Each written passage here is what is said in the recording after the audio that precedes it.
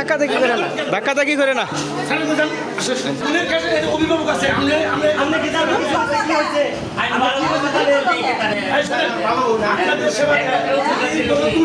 মাত্র ৩৫ দিনের নবজাতককে টিকার বদলে কুকুরের কামড়ের ইনজেকশন প্রদান, এরপরই শিশুটি নিস্তেজ হয়ে পড়ে বলে অভিযোগ ওঠে।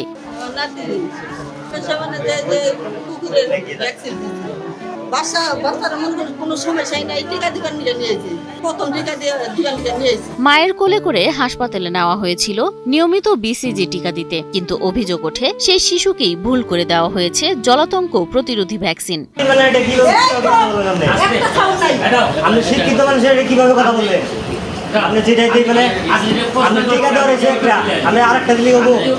ঘটনাটি ঘটেছে টাঙ্গাইলের ভূঁইয়াপুর উপজেলা স্বাস্থ্য কমপ্লেক্সে। অভিযোগ, দায়িত্বে থাকা সদ্য অবসরপ্রাপ্ত এক স্বাস্থ্যকর্মী যাচাই ছাড়াই নবজাতকের শরীরে কুকুর বিড়ালের কামড়ে ব্যবহৃত ভ্যাকসিন প্রয়োগ করেন।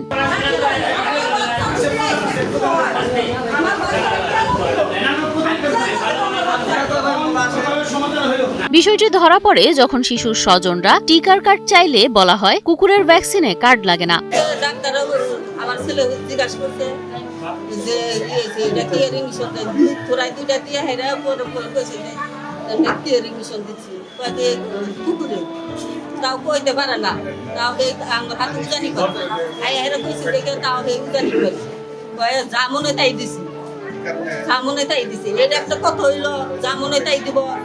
এ কথা শুনেই হাসপাতালে শুরু হয় উত্তেজনা ও হট্টগোল। ঘটনার পর হাসপাতাল কর্তৃপক্ষের ভূমিকা নিয়েও উঠেছেন নানা প্রশ্ন।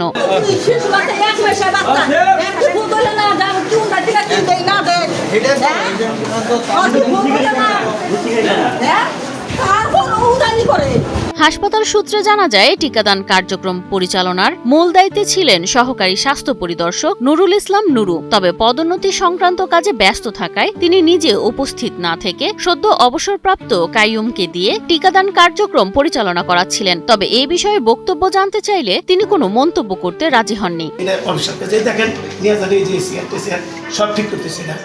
আমাদের প্রমোশন হবে, এই কারণে এসে ঠিক করতে হবে। তার মানে আপনার প্রমোশনের চেয়ে রোগীর মূল্য কম নাকি? হ্যাঁ, এটা প্রমোশনের চেয়ে আপনার রোগীর মূল্য কম নাকি? না, আমি রোগীর ওখানে তো আমার দায়িত্ব না, আমার তো ওইখানে দায়িত্ব ছিল না। আমি ওনারা বলছে হয়েছে জন্য আমি আগে একটু হেল্প করতেছি, আর কিছুই না। বললামই তো, আর কি করবো তুমি যা তোমার সাথে আমি কথা। এদিকে ভুলের দায় স্বীকার করে ক্ষমা চেয়েছেন অভিযুক্ত স্বাস্থ্যকর্মী আব্দুল কাইয়ুম ও উপজেলা স্বাস্থ্য ও পরিবার পরিকল্পনা কর্মকর্তা ডক্টর লুৎফর রহমান আজাদ। একজন করে ডাক দিয়ে আমি ভ্যাকসিন দিয়েছি। আমি ওই চেয়ারে যে বসে আমার ওই প্রেসক্রিপশন ছাড়া তো আমি ওই চেয়ারে কাউকে বসতে দিই না। তারপর আমি নাম ধরে ডাক দিছি, স্যার যে প্রেসক্রিপশন করে দিছে, ওই বাচ্চাটা ওখানে বসে আমি ভ্যাকসিন দিয়ে দিচ্ছি। বুঝতে পারিনি যে এই বাচ্চা না, তো অন্য বাচ্চাটাও চেয়ারে নিয়ে বসার দরুন আমি ভ্যাকসিন দিয়ে দিচ্ছি।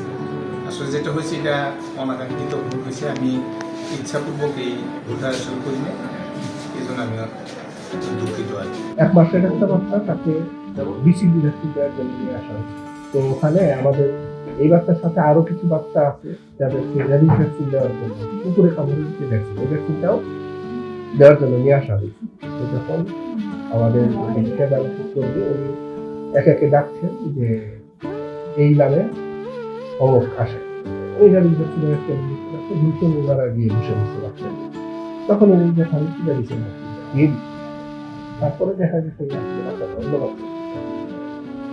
তারপর আমরা বাচ্চাটাকে আমাদের নিয়ে আসাই জানার পর, এবং আমাদের শিশু কনসালটেন্ট আছে, তার সাথে কনসাল্ট করে সেও বাচ্চাটাকে দেখে। আমি নিজেও দেখি বাচ্চাটাকে, দেখি বাচ্চাটা সুস্থ আছে, সম্পূর্ণ সুস্থ হয়েছিল। যে ভ্যাকসিনটা আমরা দিচ্ছি, এটা 0 দিন থেকে যে কোনো বয়সের বাচ্চাকে যে কোনো সময় দেওয়া যায়, কোনো ক্ষতি হয় না। এটা নিয়ে দুশ্চিন্তার কিছু নয়, বাচ্চার কোনো ক্ষতি হয় না। এটা একটা ভুল হয়েছে, এটা আমরা অস্বীকার করছি না। ভবিষ্যতে আরো সতর্ক থাকবো। এ ঘটনায় স্থানীয়দের মধ্যে তীব্র ক্ষোভ বিরাজ করছে। সরকারি হাসপাতালের দায়িত্বে এমন অবহেলা কিভাবে ঘটে তা নিয়ে উঠেছে বড় প্রশ্ন। ভুক্তভোগী পরিবার দোষীদের বিরুদ্ধে কঠোর ব্যবস্থা দাবি করেছেন, যেন ভবিষ্যতে আর কোনো শিশুকে এমন ভয়াবহ পরিস্থিতির মুখোমুখি হতে না হয়। এটা বিচার আমরা চাই, এটা বিচার কিভাবে করবো।